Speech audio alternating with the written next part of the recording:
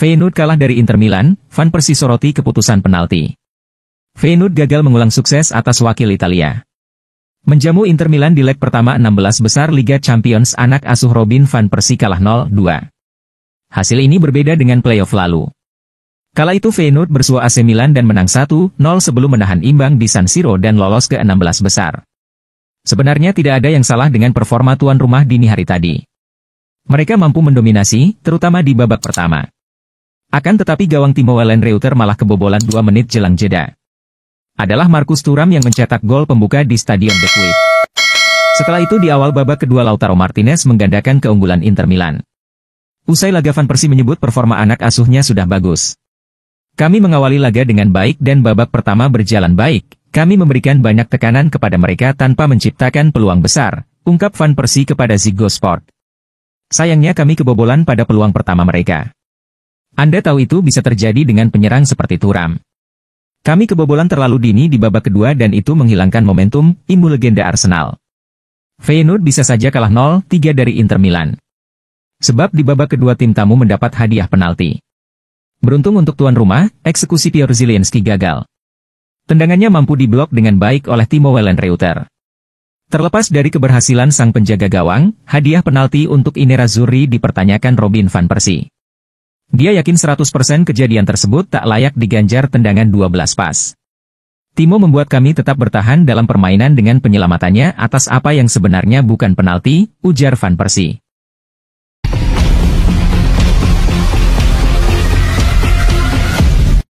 Arsenal siap datangkan Dusan Vlahovic dengan harga terjangkau. Arsenal dikabarkan tengah bersiap untuk merekrut Dusan Vlahovic dari Juventus dengan harga yang lebih murah, sekitar 25 juta pound sterling, guna menambah daya gedor lini depan tim asuhan Mikel Arteta. Penyerang 25 tahun asal Serbia ini telah lama dikaitkan dengan kepindahan ke Emirates Stadium. Arsenal pernah mencoba merekrutnya sebelum ia bergabung dengan Juventus dari Fiorentina pada Januari 2022. Namun, The Gunners gagal mengamankan jasanya, dan Vlahovic akhirnya bergabung dengan Juve dalam kesepakatan senilai 58 juta pound sterling plus bonus. Sayangnya, performanya di Turin tidak sepenuhnya sesuai ekspektasi. Musim terbaiknya bersama Bianconeri terjadi pada 2023-24, di mana ia mencetak 18 gol dalam 38 pertandingan. Dengan kontraknya yang tersisa kurang dari 18 bulan, ada ekspektasi bahwa Dusan Vlahovic akan hengkang pada musim panas ini. Juventus belum mencapai kesepakatan perpanjangan kontrak, sehingga Arsenal bisa memanfaatkan situasi ini. Menurut laporan Toto Juve, Arsenal siap bergerak dan berniat membuka pembicaraan dengan Juventus dalam waktu dekat. Harga sekitar 25 juta pound sterling bisa cukup untuk mengamankan tanda tangannya, meskipun Juve kemungkinan akan mencoba meminta harga lebih tinggi. Namun, jika tidak segera dijual, mereka berisiko kehilangan Vlahovic secara gratis pada Juni 2026. Spekulasi semakin menguat setelah Thiago Motta mencadangkan Vlahovic dalam pertandingan Serie A melawan Como bulan lalu. Namun, pelatih asal Italia tersebut tetap menyatakan bahwa ia masih mengandalkan sang striker. Meski demikian, jika kontrak baru tak segera disepakati, Juventus mungkin tidak punya pilihan selain menjualnya musim panas ini. Arsenal kini berada di posisi yang baik untuk mendapatkan Vlahovic dengan harga yang jauh lebih rendah dibanding saat Juve membelinya 3 tahun lalu.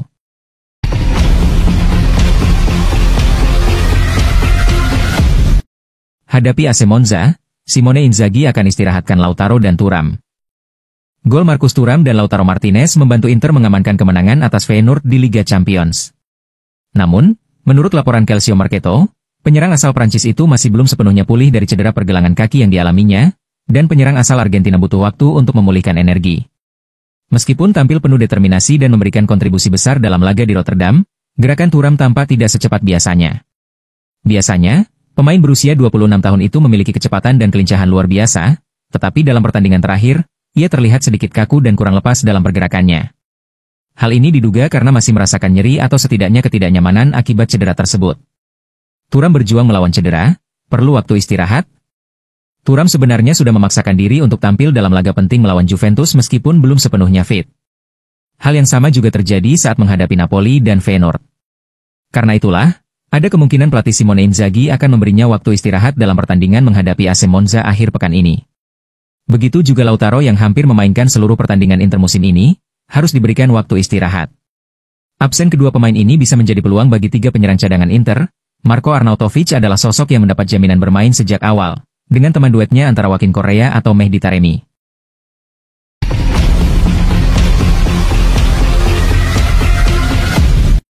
Mantan pelatih Milan menilai Sergio Conceição dalam posisi sulit. Mantan pelatih AC Milan, Arrigo Sacchi tidak melihat Sergio Conceição dalam posisi yang sangat sulit. Dia juga menilai konsep pihak klub tidak jelas. Rossoneri saat ini berada di posisi ke-9 klasemen Serie A dan terpaut 11 poin dari posisi Liga Champions, sehingga kemungkinan untuk kembali ke kompetisi musim depan pada tahap ini kecil. Rossoneri kini dilaporkan mengincar kesuksesan di Coppa Italia dan mengejar satu tempat di Europa League.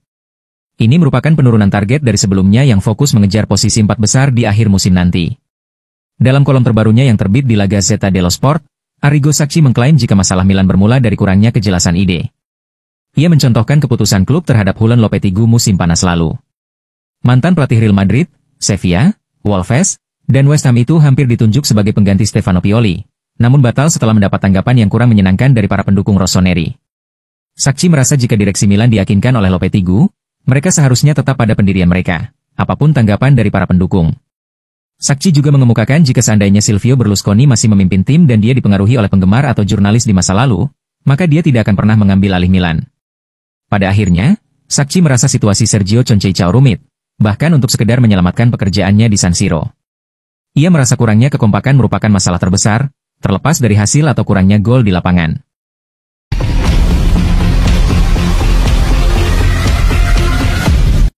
Kalahkan Feyenoord di leg pertama, Denzel Dumfries bicara peluang Inter Milan meraih gelar Liga Champions.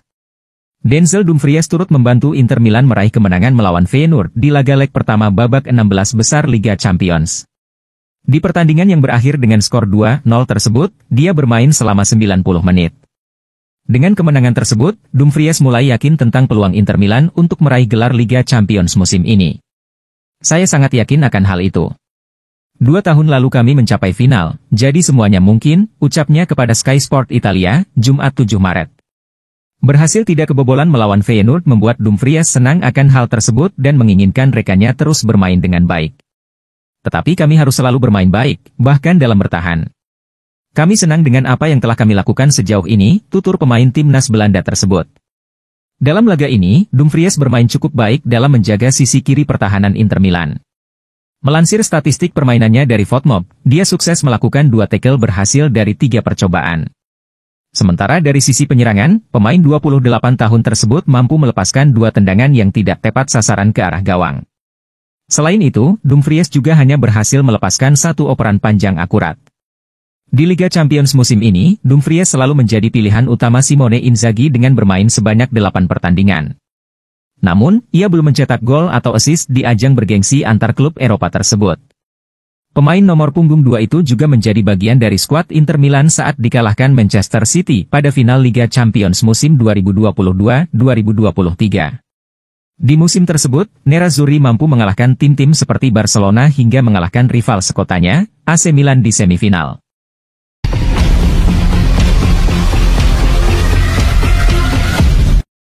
Claudio Ranieri kepada Fabregas, Anda bisa lebih baik dari saya. Claudio Ranieri memeluk CKH Fabregas setelah AS Roma menang 2-1 atas FC Como di laga Serie A kemarin. Anda akan meraih lebih banyak prestasi dari saya. Giallorossi akhirnya berhasil membalas dendam dengan mengalahkan FC Como 2-1 di Stadio Olimpico, sekaligus meraih kemenangan kandang ke-10 mereka di musim ini, dalam 11 pertandingan terakhir Serie A. Seperti dilansir Sky Sport Italia di Instagram, Claudio Ranieri dan CKH Fabregas berpapasan di dalam terowongan Stadio Olimpico, di mana keduanya menunjukkan sikap rasa saling menghormati. Saya akan senang bahkan dengan setengah dari apa yang telah Anda lakukan, kata pelatih asal Spanyol itu kepada Ranieri. Pelatih veteran tersebut kemudian menjawab, jangan bilang kamu berharap bisa berkarir seperti saya, kamu akan meraih lebih banyak lagi. Saya katakan ini dari hati, yang menunjukkan sikap rasa hormat kepada juniornya tersebut. Fabregas adalah salah satu pelatih yang dikaitkan akan menggantikan Ranieri di Roma musim depan. Selain Gianpiero Gasperini yang sudah banyak diberitakan akan meninggalkan Gewi Stadium di akhir musim nanti. Ahli taktik asal Italia itu telah menandatangani kontrak hingga akhir musim sebagai pelatih, namun dia akan melanjutkan karirnya dengan berada di belakang layar, termasuk terlibat dalam menentukan penggantinya untuk musim depan. Roma saat ini sedang menikmati masa-masa kebangkitan setelah mengawali musim dengan catatan yang kurang menyenangkan. Mereka kini berada di posisi ke-8, dan berpeluang cukup besar untuk finish di zona Eropa.